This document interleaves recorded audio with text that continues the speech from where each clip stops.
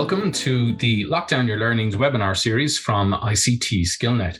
And we are talking today about enterprise change and innovation. So we have covered several important and interesting topics in this series, all of which are available from the ictskillnet.ie homepage and the link to the YouTube channel. This does mean that these sessions are recorded for later presentation. My name is Paul Hearns, and I've been documenting ICT for business in Ireland for more than 20 years. So today we are discussing enterprise change and innovation, the must-win battles for companies seeking value from a digital business model. So I'm joined today by Lavinia Morris, Chief Operating Officer of KBC Ireland and the Irish representative on the KBC Group European Innovation Council.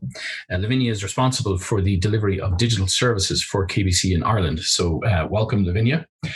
Our format today is for a presentation from Lavinia, which will be followed by a discussion section. So you'll see at the bottom of your screen, you've got a Q&A button on your console, and you can address questions there, give your insights, or share your experiences. So feel free to send us a question or a comment as they arise, and we will deal with them in the discussion panel. So we'll also have some polls for you to give us your insights as well. So today, as I said, we're talking about enterprise change and innovation and digital business models and digital transformation. So before COVID-19, traditional companies across all sectors were facing challenges from digital disruptors and new entrants to markets. And of course, digital transformation became a centerpiece of many strategic plans. But research has shown that as many as 70% of executives are disappointed with the value that their companies have achieved from some of these innovation programs. So the payoff and the value can still be elusive. So with the world changing around us faster than ever, not least prompted by COVID, companies are struggling to understand what transformation means for them and how to best achieve that. Lavinia is going to give us her insights from her broad experience and focus on some key areas to increase the chances of success in the digital transformation journey, and how organizations can think differently about what it means to innovate and develop a sustainable business. So welcome, Lavinia, and thank you for joining us today. Thank you very much, Paul. Look, great to be here with you this afternoon, and I'm delighted to be presenting to you on must-win battles for beating the transformation odds. Before I get into that, let me give you a little bit of background on myself and my own journey. I originally qualified as an electronic engineer back in the mid-90s, and my very first job was working as a power engineer with the ESB. And I then joined AIB as part of their IT graduate program, followed by a stint in professional services with Fujitsu, where I worked in the Irish courts. I spent several years working for the insurance company Friends First, they're now Aviva, and I held a number of senior IT and business change roles with them. And I was lucky enough to be involved in a number of transformation programs in the life assurance space. Before KBC, I spent nearly 6 years working in the aviation sector as the CIO for one of the large aircraft leasing companies here in Dublin, SNBC Aviation Capital. And I ran their transformation program to build out and digitize all of their back office functions, including the replatforming of their IT. So I joined KBC just over a year ago, and I hold a joint COO-CIO role here. And a key part of my portfolio is driving the enterprise change and innovation agenda, as Paul has mentioned, and I am the innovation leader for Ireland for the wider KBC Group. So let me just tell you a little bit about KBC Group and the story of Ireland, so you know where I'm coming from. So KBC Ireland is part of the overall KBC Group, and it's one of the leading financial groups in Europe. It's a multi-channel bank insurance group, and we operate in what we call 6 core markets across Belgium, Central and Eastern Europe, and Ireland. And collectively, we serve about 12 million customers and have staff of roughly 40,000. And KBC has been here in Ireland since 1973. However, we looked very different to the bank we are today. We entered the retail banking market in 2012. And in the period between 2012 and 2016, we became the challenger retail bank. We opened our hub network and we built out our retail business here in Ireland. In 2017, KBC Group committed to Ireland and made us one of their core countries, so a country they wished to grow and invest in. And as part of that, we launched our digital first strategy. So whilst we're known as a digital bank and being digital is core to what we do, combining the digital with the human touch is a key part of our ethos. And I'm going to come back to that later when I take you through what we're doing in KBC. But first, before I do that, I want to take a step back. And what we're going to talk about today is disruption and how leaders need to respond to beat the transformation odds. And look, every industry is transforming. As the fourth industrial revolution takes hold, no sector, entity, or person is going to be unaffected. Social, mobile, analytics, and cloud technologies have been grasped and harnessed by players and incumbents. And as we all know, a new watermark in customer experience has been set. And of course, new ways to create and deliver value have been imagined and delivered. So the business model has changed. And look, we see it very clearly in financial services. In the last weeks alone, Google announced that they're entering mainstream current accounts in the US. So Android Pay was just a start for them. And Jeff Bezos and the Amazon team continue to ratchet up their e-payments business lines. They already offer loans and money transfer services to business customers. The same way they entered cloud computing, they've now entered financial services. And look, big tech don't necessarily want to become banks, but what they do want to do is make e-commerce easier. So they see opportunities to grow their revenue through diversification and, of course, to create a stickier experience with their customers. For them, it's all about screen time, converting users to cash, and, of course, it's all about the data. And then Fintechs are no longer on the fringes. Revolut Me has become a verb. Starling turned a profit earlier this month, and there are 66 fintech unicorns now firmly on the landscape. There were nearly 9,000 fintech startups in America in February of this year. So that makes it like the region with the most fintech startups globally. But we're also seeing good activity in EMEA with about 7,500 startups and 4,500 startups in the Asia Pacific region. So there's no shortage of players and options in this space. And look, whilst the US might be the one to watch, I think Asia is the one we really need to watch. And if you look at what Ant Group are doing, I mean, they raised $14 billion in 2018, and its payment service Alipay and its finance division owns greater than 50% of the Chinese payments market. And its services account for greater than 700 million customers' financial flow. So they are a real global success story. Having that said, their highly anticipated IPO, worth $34.5 billion, and which is actually hard to believe, was suspended back in November, on November 3rd, by the Chinese regulators. And I suppose the reason being that the authorities have emphasized that there's further need to regulate the country's fintech industry. But it does give you a good indication of how big one player has become. It's essentially become the Google of payments. And it's not just an Asia thing, when it comes to fintech, it is global. And fintech is approximated to make up about 50% of the total venture capital globally. So it's definitely a trend to watch out for. But of course, it's not all just financial services that's going to be impacted by this change. As I said earlier, every industry is experiencing a new dynamic. So for those of you who aren't in financial services, don't get too comfortable in your seats. If you're not already feeling it, it hasn't arrived yet. And of course, this is all before we talk about coronavirus. And look, the financial crisis changed the game for banking. And that crisis coincidentally happened at the same time the iPhone was given life. And it changed the pathway for financial services. And you could say, of course, it changed the pathway for everyone in every sector. But the pandemic has changed the game universally. I mean, just look at Zoom. I mean, despite early Zoom bombing fears over security, its share price has gone on to rocket, and so has its shareholders. As you'll see from the graph here, at least half of Zoom's share price equated to more than the combined share price of the top 7 global airlines. Now, that's quite hard to believe, but true. It's a very real and live tale of disruption.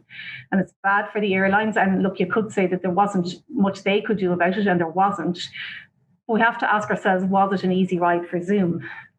And Zoom had to deal with an overnight explosion of users, servers, feature requests, and it had to navigate a tsunami of media bashing and brand management over the whole Zoom bombing fiasco, because they just weren't ready to become the next Microsoft Teams. And it was only really on November 16th that they released the full features to stop call crashers that led to the Zoom bombing in the first place. But you have to hand it to them. They went out on the front foot, they built the bandwidth, they built the security features, and of course their founder and CEO, Eric Yuan, went on a charm offensive, and he kept the show on the road. Now, you still might have concerns about Zoom, or we could get into a discussion here about business model disruption and freemium premium models, and they're of course very, very relevant, but that's not what I wanted to talk about. I want us to move on and talk about mindset and the kind of mindset it takes to beat the transformation odds. And I'm a great believer in can-do attitude, and anybody who knows me will know that. And I've observed this has actually gone one step further in this crisis. And I see a must-do attitude emerging. And if you take, for example, this yoga class in Toronto, it was organized in a car park of a hotel.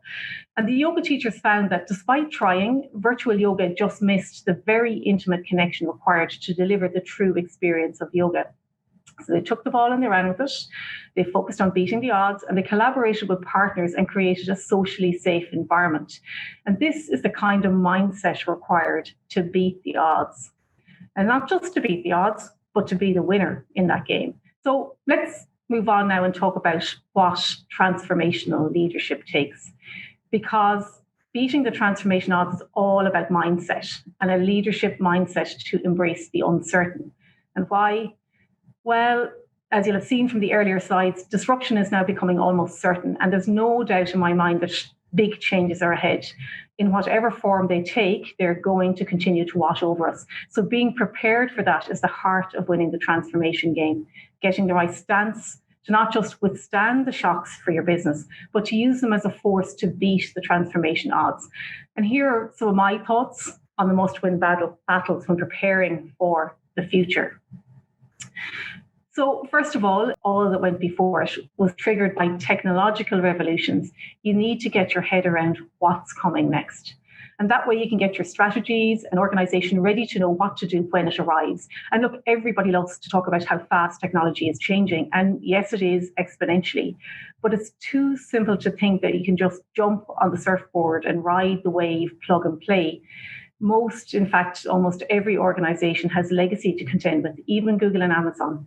And it takes a long time to change legacy technology and to change the mindsets that built and run it. And I don't mean that as a criticism. This is just a law of nature. And everybody loves to innovate, but almost everybody hates to change. So you need to get you and your team scanning and understanding what's mature, what's not, what you'll use, what you won't in the next 2 to 4 years. And start thinking about how you're going to get yourself ready for that, both from a knowledge, but also from an infrastructure and architecture perspective, because getting the foundations in place is critical. And when you're trying to understand how emerging technology is going to change your own business, you also need to take a step back and simulate how it will change your competitor landscape as well. How is it going to supercharge your competitors? What new competitors will it empower? How will it reshape the market and the underlying economics? And this is a sample of the few themes that Fintech are driving, so very, very relevant for the banking industry. But do you know what your sector tech is doing, your med tech, your agri-tech, your energy tech, and how that sector will change as a result of the transformation in technology? And I suppose here's the way I think about this question. Is technology in your sector tech a complement to your strategy and business model? Will it help enable richer customer experiences? Will it help create efficiencies in your operations? Will it enhance your business or help you extend into new territories? Or on the other hand, is your sector tech a threat and there to disrupt you? Could it compress your opportunity map, steal customers that you thought were good, or put pressure on your operational status quo, or even make your business untenable and prohibit you from following new markets and opportunities? And I suppose I don't have the answer. That's the question I'm asking you today, and you to answer for your own sector. And while everyone's answer to how technology can be harnessed is going to be, and whether it's going to be a harness or a hindrance, it's going to be different for all of you. There is a common thread that we all need to observe and act upon, and that is that the world of work is changing. And this change, whilst lagging the pace, and it is lagging the pace of technological change, it will accelerate as the technology is adopted. And the professions and highly skilled jobs will grow, while manual labour and repetitive automatable work is going to decline. And as has happened in every industrial revolution that has gone before us. But a key question for us as leaders is, what are we going to do about this for our teams, for our colleagues, and for ourselves? And in the words of Malcolm X, which were wise regardless of your stance in his politics, and he was most certainly a future-focused thinker, ring very true, because tomorrow belongs to those that prepare for it today. And education is the key to unlocking that future. Lifelong learning is perhaps in the top 5 critical business issues of today at a personal, team, and organizational level. And change is coming so fast now that a job for life is long gone. Now we're talking about a career in a year being the new reality. So how disruption will change your own role, the way we work in teams, and the way our organizations are structured is fundamental to understand. And how we prepare our individual and collective skill sets to make the transition is essential. But fear not, there is hope. We have proven to be very adaptable creatures, and we'll continue to adapt. But hope isn't a strategy, although every strategy does need hope. You have to plan and act personally and professionally for the great transition. And whatever transition plan and destination that is, a non-negotiable transformation odds beater for me will be developing skills, aptitude, and prowess in artificial intelligence. Because artificial intelligence will be the next frontier now that we have done digital. And data analytics will live in every role and in every organization and will power every proposition and operation going forward. And the skills gap here is pretty enormous. And you'll see it here on this slide, which is an excerpt from Deloitte's 2019 Human Capital Trends Report. So we do need to fix that, because this gap needs to be closed. And we've all known for some time now that customer experience is top of the list for winners. But getting customer experience right is difficult. And of course, it's the sum of all the parts of every interaction, experience, and connection with the brand. And look, what couldn't be more mind-boggling and complex when you think about it? And while there's a great flourish of activity through the middle part of this decade, which you'll see on the graphs here on the left, 2017 to 2019 saw a decline in overall CX, as reported in the 2020 CXI Ireland report. And this, I suppose, shows how difficult it is to sustain positive progress, especially when everybody is in the race. Now, we did witness a bounce back in 2020. You'll see that in this report. But that was thanks mainly to the workers of Ireland who shouldered in and made the difference in times which have been extraordinarily difficult. But we're still a good way off of where we were, never mind where we wanted to get to. And the gap in CX with the UK is getting wider. And I'm not sure how long we can expect the workforce of Ireland to shoulder the burden. Everybody's getting tired. Everybody's looking forward to Christmas. And the pandemic has no signs of retreating until we get the vaccines sorted. But this is what my Saturday morning looks like. And I'm sure many of your Saturday mornings look like this. And, you know, this is no disrespect to my local supermarket. That's not what I'm focused on here. It's where has the customer experience gone in this equation? And what are we going to do about bringing it back front and center? Because we must. And look, customer experience hasn't gone away. It just feels like it's living a little bit in the shadows at the moment. But when it does come back, it is going to be more important than ever. So to summarize what it takes to beat the transformation odds, you need to be curious about technology. You need to see where the skills game is going and prepare yourself and your colleagues for that. You need to invest in lifelong learning, invest in data analytics, because this is the next digital, and remind yourself that CX is still number one.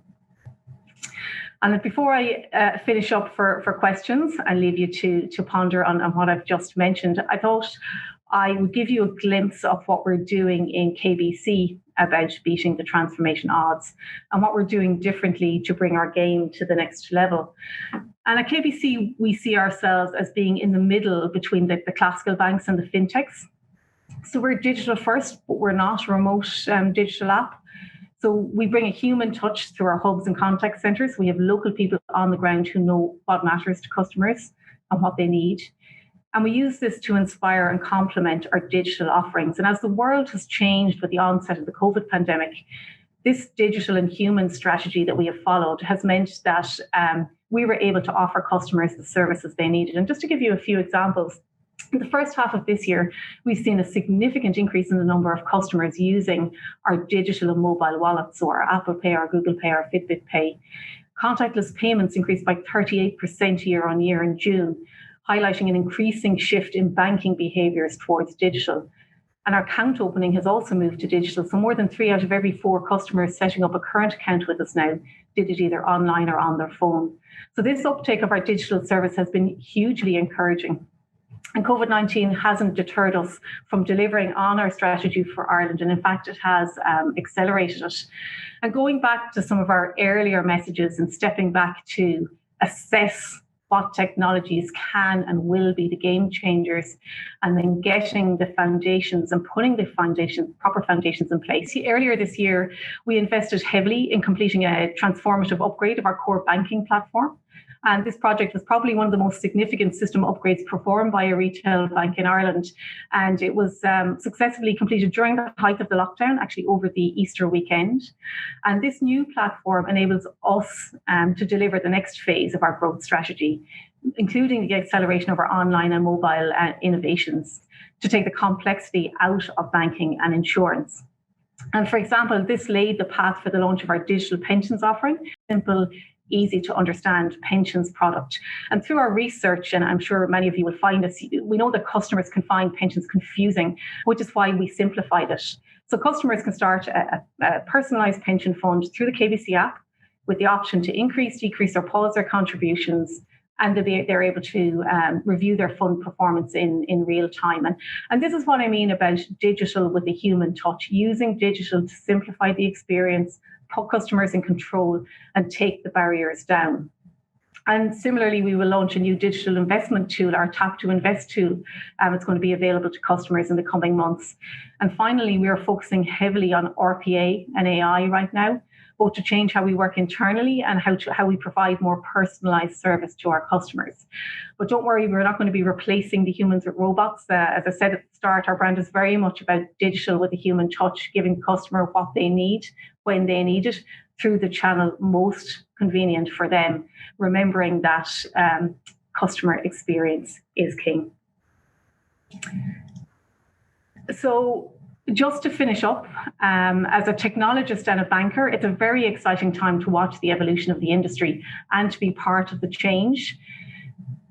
That use of technology to change people's lives and to make banking and insurance easier and more convenient is fantastic to watch for the young girl who grew up wanting to be an engineer and experimenting with Bunsen burners in my dad's kitchen back in Tuam in Galway.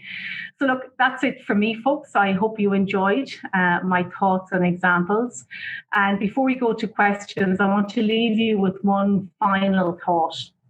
And that is that circumstances never define us. It's our response that does. So if you want to beat the transformation odds, the must-win battles, you need to start with yourself. Thank you very much.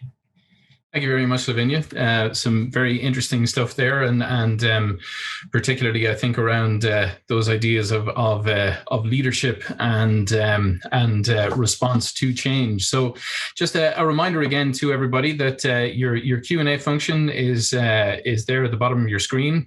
So please do feel free to add any questions or comments that you might have there.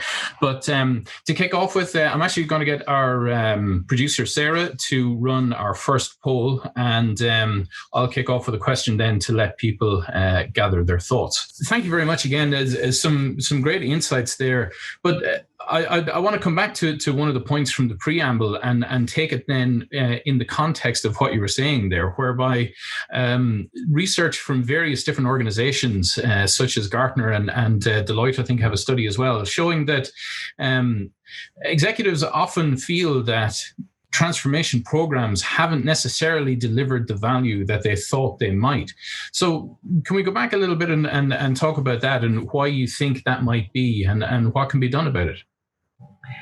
Okay, yeah, very good question, Paul. I think, and it is true, I think it's a well-published stat that about 50%, more than 50% of transformation projects don't realise the benefits that were originally expected. But I think what we need to do and remember with transformation projects is that they tend to be huge multi-year projects which are transformational in nature.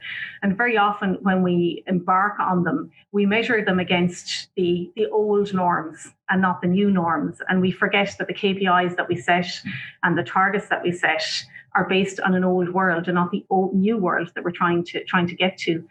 And, I think we forget as well that in the transformation, and a lot of transformation projects are around culture change too. And very often when we're planning transformation projects, we underestimate how long it takes an organization to pivot. We underestimate, how leadership will react, how people will react, how our customers will react. And I think to answer your question about what should we do or can we do about that, I think for me with transformation programs, it's very important to have that kind of North Star that you're aiming towards. So have that very clear vision of where you're trying to get to.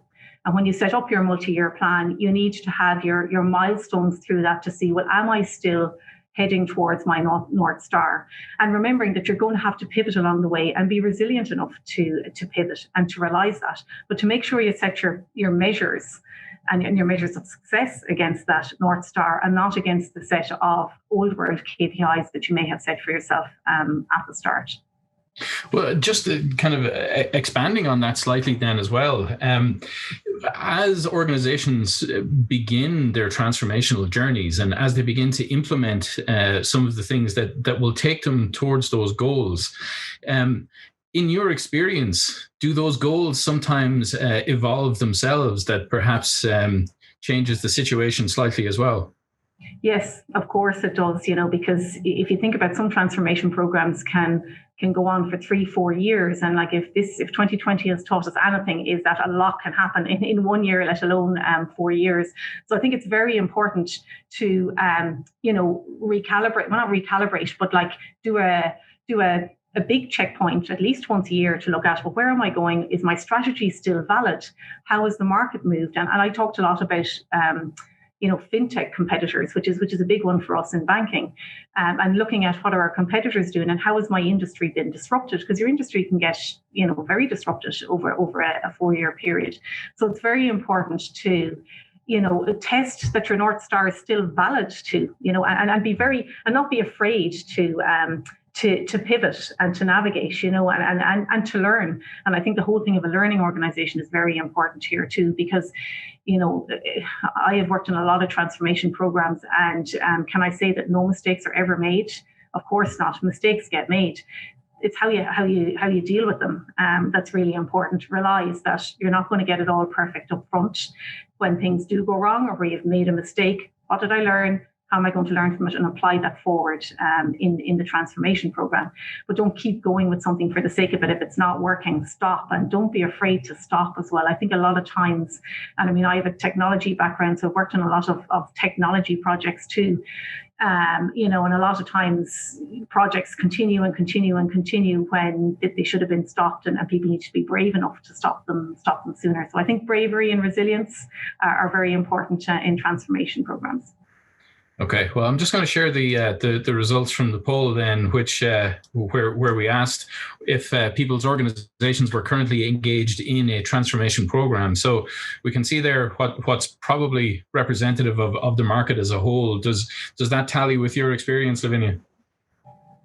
Yes, it would. I think, most, and we see 75% there are involved in some form of a transformation program. If you look at the level of disruption in the world at the moment, I think for people who aren't involved in a transformation program yet, it might be worth thinking about it. Okay. Unless maybe those of you who have said no have it already done, and if you have, well done. Well, indeed, and we'll certainly come to that a little bit later. But jumping in, we have some questions there. So first of all, this excellent presentation, which is always good to hear. But what are your thoughts on striking a balance between bottom-up innovation from within your teams and remaining aligned with an overall group strategy? Because in earlier sessions where we dealt with enabling cultures for innovation, one of the key things there was that by having everyone understand your mission statement and where you're going, your North Star, as it were, that innovation can come as people realize what they can do individually or as small teams to contribute towards that. So it's a good question, I think, in terms of making sure that's still aligned with the overall strategy. So how do you go about reconciling the two and making sure that there aren't frictions between them? Yeah, I think it's very important, and coming back to the North Star, it's very important to be clear about your strategy and making sure that your innovation, and be that bottom up, wherever the innovation comes from, is aligned with that strategy. You know, I mean, you can have a very good idea, a very good innovation idea, and it happens all the time here in KBC. But if it's not going to take you to that destination that you're looking to get to, so you know, for what we do here in KBC is we very much align the innovation agenda with our overall strategic agenda. Okay, so would that be sort of review boards and that sort of thing to try and gather those kind of grassroots elements and see how they align? Yeah, we have things like app squads and kind of innovation squads. So we take ideas from all over the organization, but the actual refinement of the ideas and the decision as to what gets done is actually done by myself and the Chief Commercial Officer here. So innovation is taken very seriously in KBC. So it's executive sponsored, and that way, by having it executive sponsored, so whilst all the ideas will come from the grassroots, the actual backlog and the ideas that get pursued through that are ultimately defined by the executive committee, who of course are responsible for delivering the strategy as well, and that helps us keep it aligned. Very good. Okay. Well, we have another question in then. It sounds like somebody who might be in the industry, but I'm interested to know if you have ideas around a rethink on the front end overall. We see some banks moving away from siloed native apps and web and moving towards a single architecture with microservices or components common to web, iOS, Android, as a way to sometimes compete with the likes of Revolut or to work with more third parties. So again, I suppose mirroring what was seen originally with some of those ecosystems and moving away from dedicated apps on a platform to things that might be more like responsive design and open platforms. Is there a trend that you can see coming down in the banking industry that might go out into the wider CX world? Yeah, I think definitely there's going to be a trend in that direction, and open platforms for every industry, not just for financial services, and being able to, if we go back to our customer experience question and creating frictionless journeys for our customers, being able to plug into the correct platforms to create that experience and not necessarily building it all yourself is important. And if you look at the challenger banks and some of the Fintechs out there, they're very good at doing this. Okay, and in terms of user experience, the banks in particular for retail banking have come on in leaps and bounds, and certainly I realized only recently that I've been using online banking since 2001. That and it has evolved immeasurably since then. So have the banks amassed a lead in those kinds of innovative design and user experience elements, as well as the overall kind of customer experience? You mean, have we amassed skills? Is that, sorry, I didn't fully hear the question. Have we amassed skills? Sort of have you amassed sort of skills and insights beyond the markets in general? Because I think that the retail banks in particular, in enabling more and more services, as you said earlier with the simplifying pensions, it's also simplified how people interact with more and more complex transactions with the bank, in terms of through the likes of web interfaces and apps and things. So is there a place there for the banks to share that wisdom and experience with the rest of the industry? Something we spend a lot of time and energy on, and something we take very, very seriously in terms of CX design and customer journey design and service design. Are we going to share it with the wider industry? I'm not sure. We want to perfect it maybe for ourselves first. Indeed, hard one. Okay, well, I'm going to get our producer Sarah to run our next poll then, and while people are doing that, we might come back to the central theme. So you mentioned quite a bit about digital business models as well as digital transformation. So I'm interested in whether and how you differentiate between the two, because one of the things that we constantly hear is that transformation is by its nature transformative. It's not merely applying digital technologies to things. So how do you usefully differentiate between, say, transitioning to digital business models and true digital transformation? Okay, so for me, I suppose the definition of a digital business model for me is a company that's been born digital. So, I think of Revolut as kind of in this industry as the digital business model. I think of the process of digital transformation as transforming a non-digital organization into a more digital organization with digital at the heart. And if you take KBC as an example, like, would we call ourselves a digital business model? No, we call ourselves a model that's gone through a digital transformation.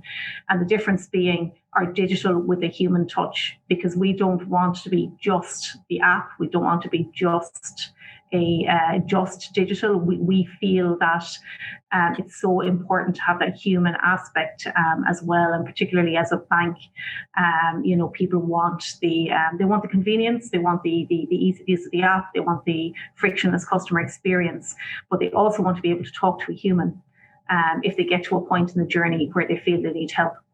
And if you think of some of the products we sell and some of the types of products we sell, setting up a current account, that's a pretty straightforward, easy thing to do. Most of us aren't going to look for help with that.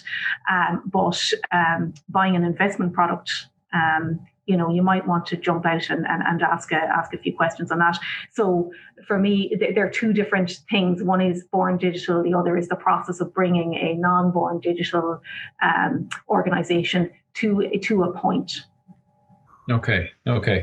Well, we have some results on our poll there, which I'll share. So, just asking whether if organizations were on a transformation journey, how it's progressing. Was it in line with expectations, exceeding expectations, or slower than expected? So, relatively sort of flat margins, I suppose. There, in your experience. How does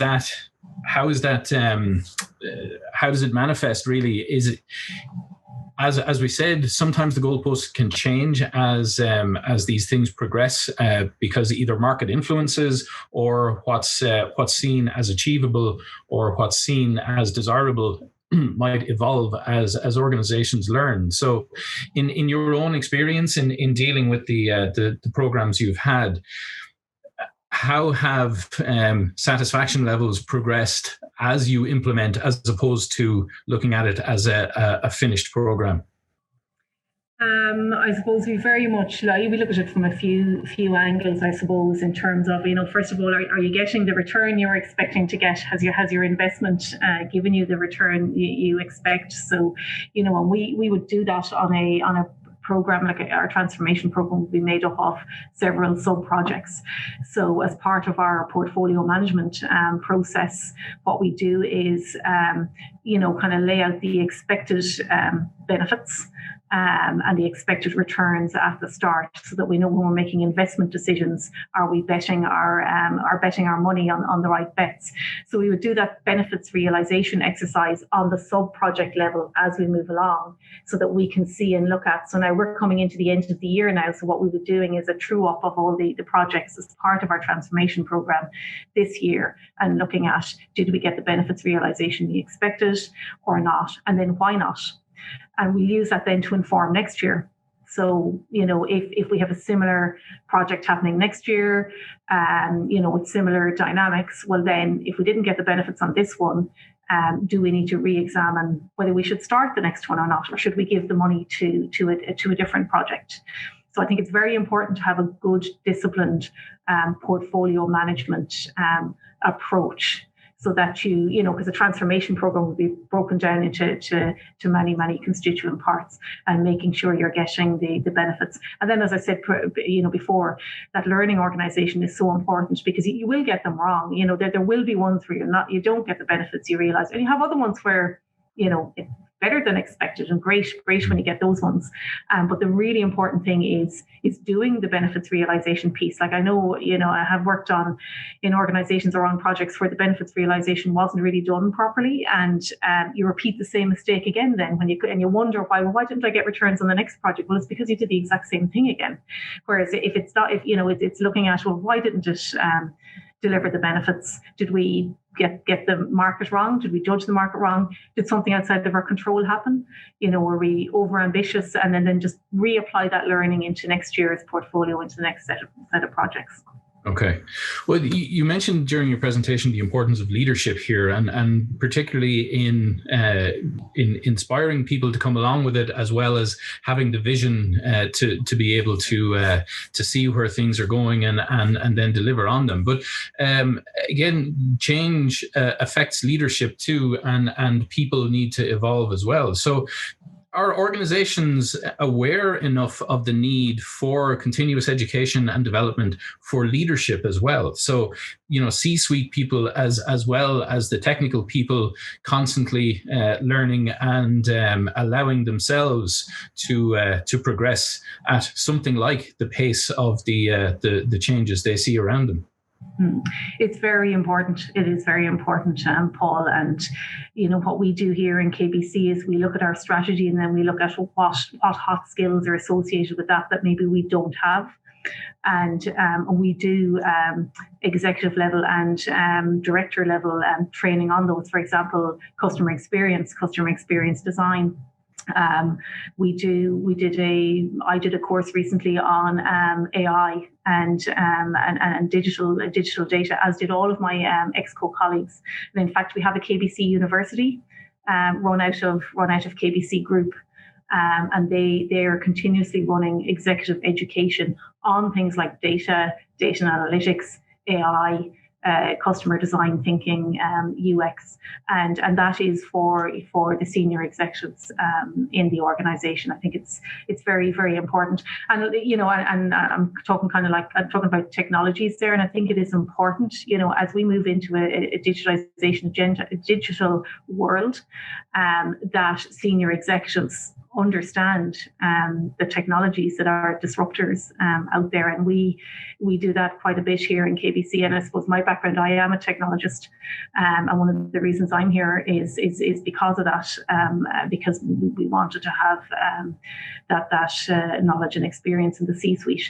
But there's also the softer skills as well, and knowing and understanding what your customer wants. And one of the things that we have found very effective here is actually standing in their shoes. So I would spend time listening into call center calls, for example, listening to the staff on the front line, interacting with customers, understanding what is it, why are they calling us, and what is it they're having difficulty with. And we do that with our board. Our board, we call it board in the front line. So they would come to the front line and actually, try and experience what it is for the customer on the frontier. And that's very important as well, because it's very easy to sit in an executive office and think you can work it all out. You can't. You have to actually see and experience what's going on out there for your customers. Very good. Very good. Okay. Well, unfortunately, we're just up on time now. So I'd like to ask you just a final brief word of advice for any organization that might already be on a transformation journey and perhaps has hit a sticking point or a speed bump somewhere. What sort of general advice would you give an organization in that situation? I would say, make sure you keep focused. And make sure you remind yourself what that North Star is. And if you haven't defined the North Star, do it. Get your people together and do it. And remember, this happens on all transformation programs. They're long, multi-year things. So being resilient and being brave enough to pivot as well is very, very, very important. Because change is constant. Change in transformation programs is constant, but don't lose the faith. It'll be worth it in the end. I've worked on lots of transformation programs. There's lots of ups and downs, but stay focused on the prize at the end. Know what the prize at the end is. Stay focused on it, and you will get there. Excellent. Thank you very much. Okay, well, thank you everybody for attending. Hopefully that was very useful and gave you some good insights there. I think certainly the banks in general have done such an incredible job in keeping up with and in places exceeding a fast-moving market, as well as dealing with what could only be described as disruptors in the form of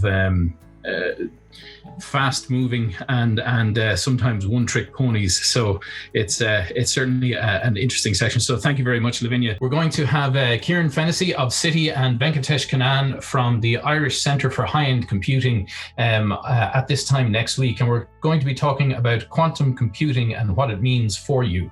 So essentially what that is going to deal with is just the current state of the art in quantum computing, but looking forward to where quantum computing might fit within the sort of enterprise ICT landscape in the future and how organizations large and small might engage with that.